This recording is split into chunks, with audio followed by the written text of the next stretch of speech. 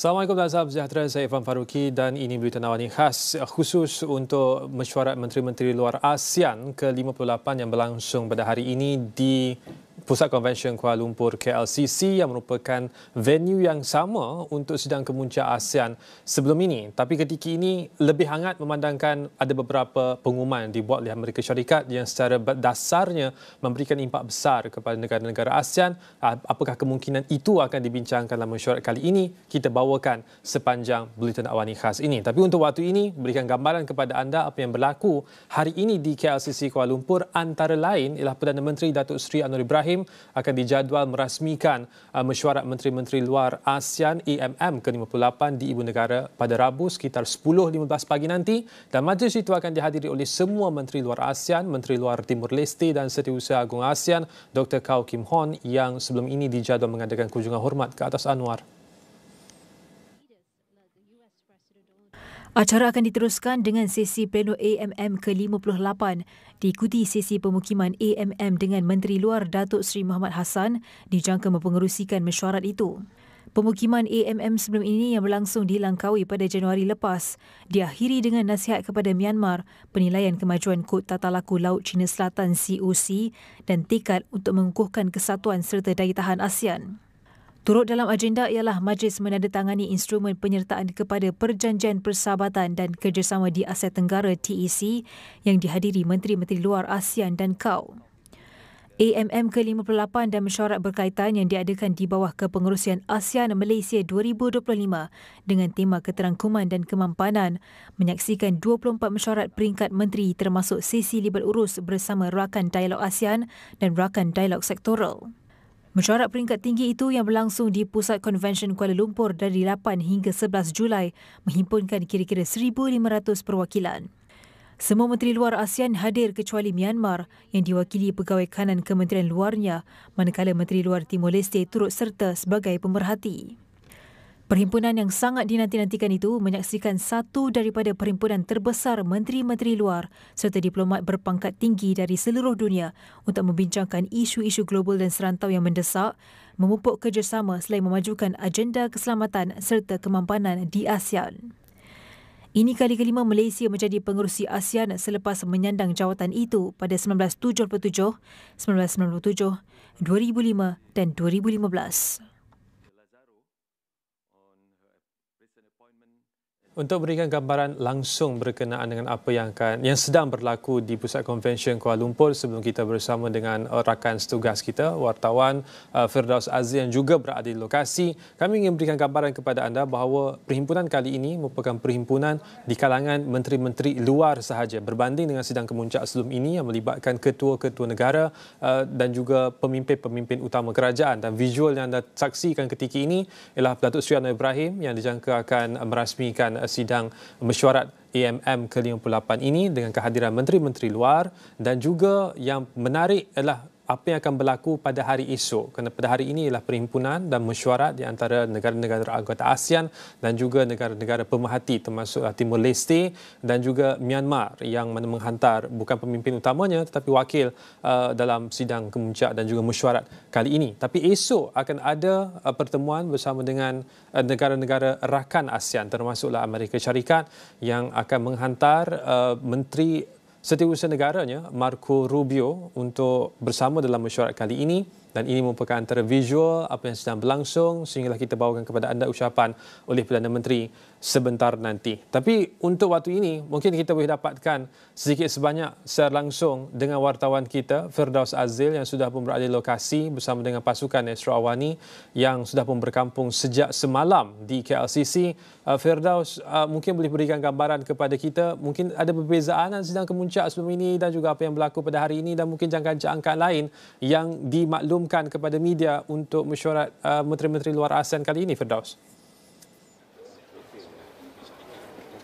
Okey, baik, terima kasih Irfan. Untuk makluman juga kita difahamkan bahawa hari ini juga merupakan Malaysia telah mengukir sejarah diplomatik kerana buat pertama kalinya Perdana Menteri sendiri akan turun merasmikan mesyuarat Menteri-Menteri Luar ASEAN yang juga menandakan permulaan kepada siri rundingan serantau yang penting di bawah tema keterangkuman dan kemampanan. Dan sebagai pengerusi ASEAN 2025, Malaysia dijangka akan terus konsisten untuk membawa naratif ataupun mesej antara lain seperti telah pun dilaporkan sebelum ini bagaimana pendekatan strategik Malaysia dalam menangani isu Laut Cina Selatan, yang mana sudah pasti Malaysia akan terus mengekalkan pendirian neutral dan diplomatik, yang mana sebelum ini Menteri Luar Datuk Seri Mohamad Hassan menegaskan bahawa komitmen Malaysia terhadap penyelesaian aman dan pelaksanaan segera kod tata kelakuan ataupun COC untuk mengikat ataupun binding secara sah, dan juga Malaysia juga sentiasa mengekalkan konsep open ataupun meimbangi hubungan dengan kuasa besar seperti Amerika Syarikat dan China tanpa memihak demi menjaga keselamatan dan juga kedaulatan dan kestabilan Pantau Indo-Pasifik. Kita akan sambung lepas ini, Firdaus, sedikit sebanyak berkenaan dengan apa yang Firdaus ingin laporkan. Tapi untuk waktu ini kita dengarkan sedikit apa yang disebut oleh Menteri Luar kita ketika ini, ucapan ketika perasmian mesyuarat Menteri-Menteri Luar ASEAN. Haji Fadilah bin Haji Yusof, Deputy Prime Minister Malaysia, Excellencies Foreign Ministers of ASEAN Member States, His Excellency Dr. Kao Kim Hoon, Secretary General of ASEAN, Excellencies, ladies and gentlemen, warahmatullahi wabarakatuh, and good morning. Datuk Sri, let me begin by expressing my deepest appreciation to you, sir, for your presence today. I know you just arrived from Rio at 3 a.m. this morning, and you still made it here for this. I thank you very much for that. Datuk Sri, on behalf of the Malaysian government, I am pleased to welcome our ASEAN colleagues back to Kuala Lumpur for the 58th ASEAN Foreign Ministers meeting. ASEAN has come a long way since its inception 58 years ago. On that day, 5 of our leaders gathered to plant the seeds of our community with the signing of the Bangkok Declaration. This was a major turning point in the history of the region. In 1967, ASEAN was born into a world defined by nuclear brinkmanship and proxy wars being fought across the globe. Amid such tensions, it was a visionary act to bring 5 Southeast Asian nations together in the name of peace. In a world fragmented by conflict, our founders chose to build bridges and uplift multilateralism. Today we face newer threats: climate change, disruptive technologies, societies driven apart by political and economic polarization. In the realm of geopolitics, great power rivalries cast their long shadows across our region. Protectionism endangers the open multilateral trade which powered our growth. Distant conflicts disrupt our markets, supply chains, and food security. These issues endanger us all, but especially those of us in the global south. We in ASEAN must focus our effort toward the full future-proof Southeast Asia. We must keep our spirit of strategic autonomy and collective action alive. With the torch now in our hand, we must lead our peoples into a safer, more equitable future. In pursuit of this goal, Malaysia's chairmanship is guided by the aspirations of inclusivity and sustainability. We aim to strengthen regional peace, stability, and prosperity within a future-oriented framework anchored in these values. Just weeks ago in this hall, our leaders signed the Kuala Lumpur Declaration on ASEAN 2045, our shared future, and adopted the ASEAN Community Vision 2045. This 20-year vision aims for a resilient, innovative, and people-centered ASEAN. That journey begins now. Our course shall be steered by ASEAN centrality allowing us to shape regional architecture on our terms.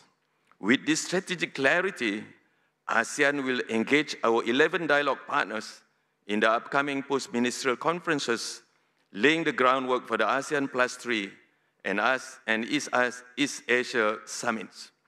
This ensures economic cooperation and strategic trust move in tandem. We will also convene the ASEAN Regional Forum with renewed resolve, affirming its role as the region's key platform for political security dialogue. ASEAN's principles are being embraced well beyond our region. Later today, we welcome Algeria and Uruguay as new signatories to the Treaty of Amity and Cooperation. Our Foreign Minister of Algeria and also Uruguay also in this hall, Dato' Sri. And on Friday, Malaysia will host the fourth cooperation among East Asian countries for Palestinian development, reaffirming ASEAN's solidarity with the Palestinian people. As I conclude, I remind my colleagues, ASEAN has never shied away from ambition. Our work carries the hopes and futures of the nearly 700 million souls we represent. This stage is set and the moment is ours.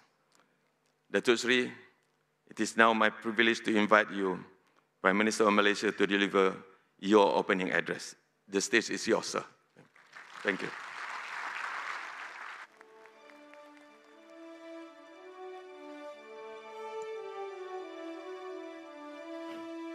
Assalamualaikum warahmatullahi wabarakatuh dan salam sejahtera. Untuk Masan, Menteri Luar yang mempengusikan sidang, saudara saya TPM Datuk Seri Fadilah Yusof, Menteri-Menteri, rakan-rakan Menteri-Menteri ASEAN, tuan-tuan utama, saudara-saudari yang dimuliakan. Satu penghormatan lagi kepada Malaysia, tatkala mempengusikan ASEAN tahun ini dan menyelenggara sidang utama hari ini, kerana di sinilah tapak untuk kita kembangkan perbincangan pada bulan Oktober nanti. Izin kami menyatakan bahawa kekuatan ASEAN inilah jaminan keamanan. Kekuatan ASEAN ini ialah jaminan pertumbuhan ekonomi. Dan kekuatan ini juga diharapkan untuk menjaga kepentingan rakyat ASEAN keseluruhannya. Excellencies, ladies and gentlemen, may I begin and seek your indulgence to express my personal feelings and concern, as I also expressed to my friends, foreign ministers, this morning. That is, from the most senior leaders in ASEAN to the present, we have achieved thus far due to the level of trust, friendship among leaders, and I believe foreign ministers too.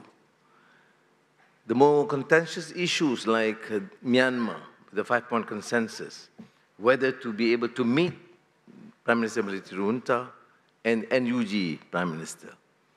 When we discuss with the leaders, without exception, full of support and confidence shown.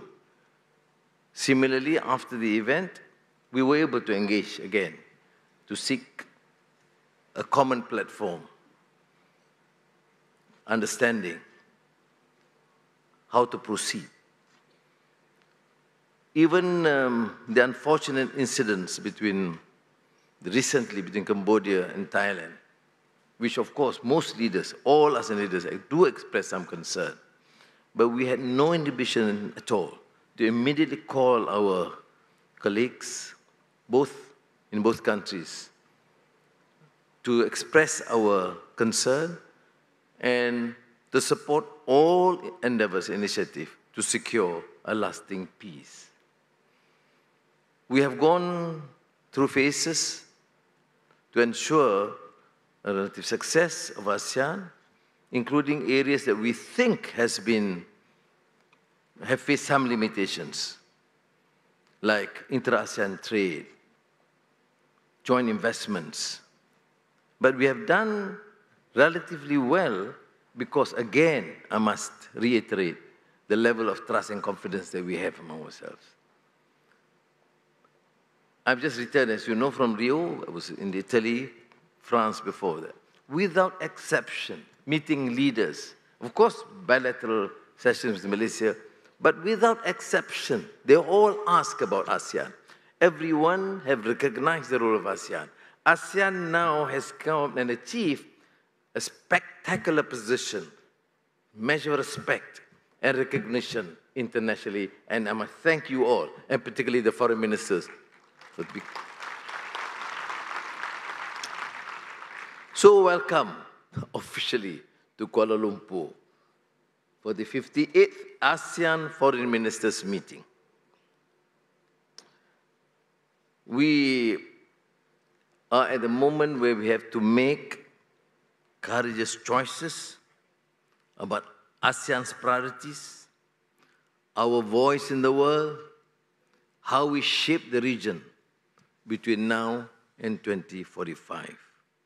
So again, thank you to the foreign ministers, leaders, for the trust shown to us this year and next year to the Philippines. And I've assured President Bongbong Marcos that this part of our endeavor will give all the necessary support and cooperation to ensure the success. ASEAN, as reflected by Foreign Minister Mahasan, was not born of ease. It was forged in complexity by nations that understood the perils of divisions and the promise of dialogue. Yet we have persevered and preserved peace and expanded prosperity in ways few regions can equal. We did so by nurturing a habit of cooperation, a willingness to keep engaging, and even in the past,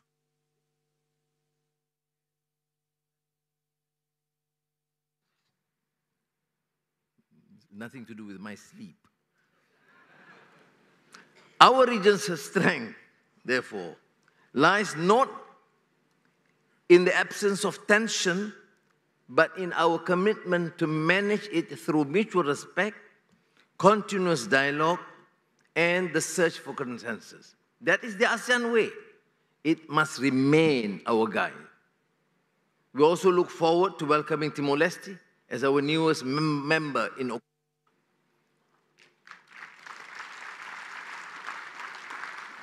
Malaysia has long supported this aspiration, and we were heartened by the progress made. And thank again the Secretary of the Secretariat for facilitating. And I urge all member states to continue supporting Timor-Leste's path to full integration, not only into our institutions, but for the region's future. Above all, ASEAN centrality must be our North Star, as reflected by the continuous strengthening and innovation of ASEAN-led institutions. We must remain the region's primary anchor for dialogue, inasmuch as our dialogue partners must continue to find value in engaging with us. Foreign Minister Mahasan is complaining of his headache because everywhere we go, leaders want to at least participate. If they can't join, they want to participate. So I said, please persuade your colleagues, the foreign ministers, that we will we are very likely to have President Cyril Ramaphosa of South Africa and Lula da Silva of Brazil wanting to join, at least representing their regions. I'm just giving a suggestion. The problem is for the foreign ministers to then facilitate. That's why you are here today. Now, you see, that level of understanding and confidence is unheard of, and is not the pattern observed by many other regions. I'm very proud. I'm not exaggerating, but I am extremely delighted to be able to contribute and participate with the level of support and trust and friendship shown by all these countries and their leaders. And therefore, please convey my respects to your respective leaders and governments, and wish them well and continue to engage and ensure that the success of ASEAN in the future is rest assured. Now, this meeting takes place amid the unraveling of assumptions where power unsettles principle and calm can no longer be taken for granted. The global order is fraying, conflict, coercion, mistrust now define too many relationships, and countless lives are being lost or overturned in their wake. In Gaza and Palestine, we witness the unrelenting suffering of an entire people, denied dignity and justice across generations. In Ukraine, war grinds on. Across parts of Africa, violence continues to displace and devastate. And in Myanmar, regrettably, peace remains elusive even as suffering deepens. We are also deeply troubled by mounting tensions in the Middle East, with the actions of one state against its neighbors threaten to spark a wider regional conflagration. The risks are profound for energy security, global stability, and the integration of international law. The multilateral system cannot endure if its principles are upheld only when convenient. ASEAN must be among those who choose to stand for rules, even when others choose to retreat. Realism and values are not opposing forces. We need both to guide our choices and to defend what matters. Ministers, Excellencies, power has always shaped trade, but today it increasingly defines it. Across the world, tools once used to generate growth are now wielded to pressure, isolate, and contain. Tariffs, export restrictions, and investment barriers have now become the sharpened instruments of geopolitical rivalry. This is no passing storm. It is a new weather of our time. Now, ASEAN must confront this reality with clarity and conviction. We must read the landscape clinically, speak with coherence, act with foresight. Our cohesion must not end at declarations. It must be built into our institutions, our strategies, and our economic decisions. I therefore urge even closer alignment between ASEAN's foreign and economic policy tracks. Our foreign and economic ministers must move in concert in facing challenges. This imperative is fully aligned with ASEAN's Vision 2045, which calls for greater synergy across pillars and sectors. We must build habits of coordination that match the realities we confront. And as we navigate external pressures, we need to fortify our internal foundations, trade among ourselves, invest more in one another, and advance integration across sectors with resolve. To build a stronger, more connected ASEAN economy is a strategic imperative that will anchor our relevance and resilience for decades to come. We must also reject the idea that the world can be carved into spheres of influence and that decisions about our region can be made elsewhere.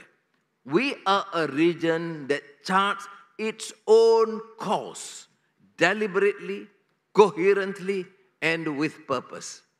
ASEAN will not be spoken for in absentia. Ministers, Excellencies, as global conditions remain uncertain, there is no overstressing the need to act with purpose in our own region by advancing cooperation that delivers tangible benefits to our people.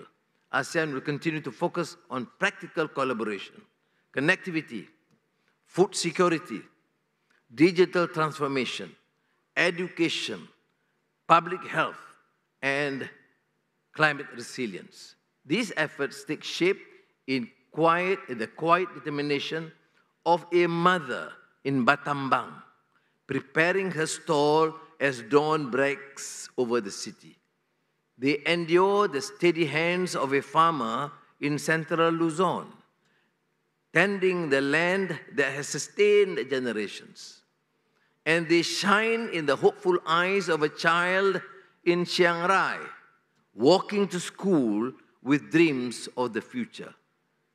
From Sittwe to Merauke, from Da Nang to Dili, our region can become more peaceful and more prosperous if we have the courage to see ASEAN not as nations moving in parallel, but as one community moving with purpose. This is where ASEAN proves its worth, not in communiques, but in outcomes that strengthen our region and serve our people. So let this meeting reaffirm our conviction that ASEAN will remain coherent, resilient, and respected. And with that, I declare the 58th ASEAN Foreign Ministers meeting officially open. Terima kasih. Thank you, Yang Amat Berhormat Datuk Seri Anwar bin Ibrahim, Prime Minister of Malaysia. We'd like to invite Yang Amat Berhormat to kindly return to his seat.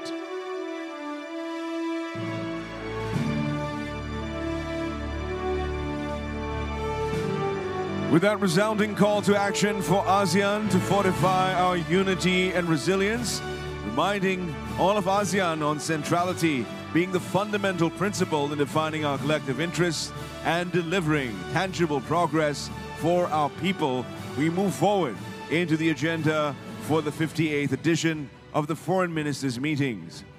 Let us once again, ladies and gentlemen, hold in our hearts the spirit of centrality that embodies everything that ASEAN hopes to accomplish as it moves forward into the future.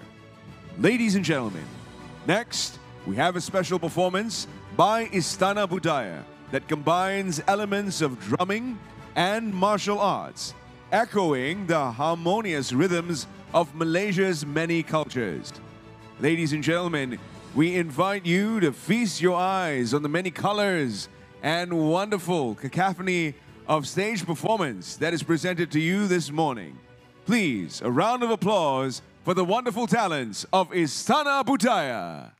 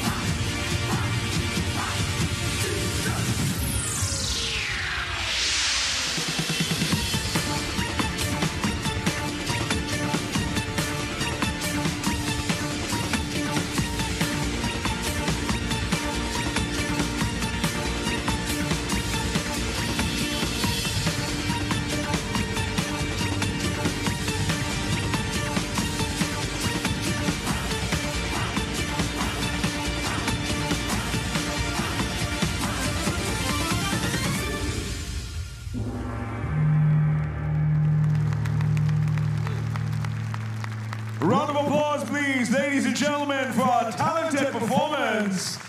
Truly outstanding and captivating this morning. The music, dance, and the visual arts are inspired by the textures, sounds, and rhythms of the environment, drawing inspiration from Malaysia's emblematic flora and fauna. As we honor the artistry of our people, we also pay tribute to the land that grounds us and the natural heritage that continues to shape our identity. Ladies and gentlemen, this is the beauty of everyday life here in Malaysia. And on that note, distinguished guests, ladies and gentlemen, it is my privilege to now welcome our distinguished guests to the stage for our photo opportunities. First, for the official photograph, may we kindly invite all foreign ministers of ASEAN, the Sovereign Leader of Myanmar, the Foreign Minister of Timor-Leste, the ASEAN Secretary General, and the Honourable Prime Minister of Malaysia to kindly join us on stage.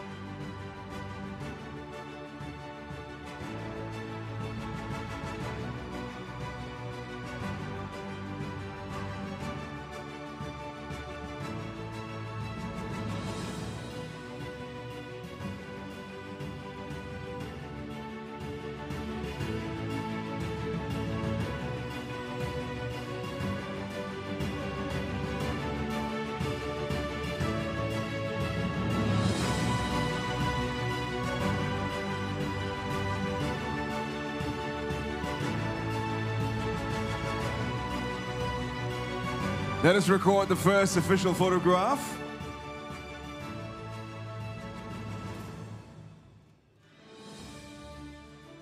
And now let us have a photograph with the ASEAN Way handshake.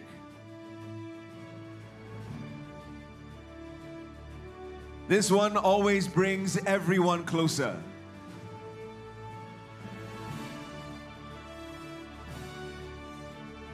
And our final photograph, ladies and gentlemen, let's bring out our performers for a nice big group photograph reflecting the theme of Malaysia's ASEAN Chairmanship, inclusivity and sustainability. Once again, introducing our performers from Istana Budaya. We also have the National Choir in attendance, and the very graceful and talented performers, the children from the Federation of Deaf Malaysia.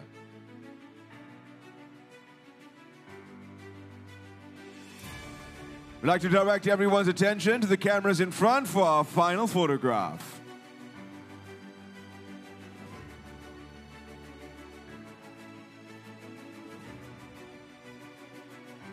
Thank you, ladies and gentlemen. And with that, the 58th ASEAN Foreign Ministers meeting is officially open. We wish all delegates a successful meeting ahead. Terima kasih and thank you. Distinguished guests, ladies and gentlemen, announcing the departure of the Honourable Datuk Sri Anwar bin Ibrahim, Prime Minister of Malaysia, accompanied by the Deputy Prime Minister of Malaysia, the ASEAN Foreign Ministers, Timor-Leste Foreign Minister, and the ASEAN Secretary General.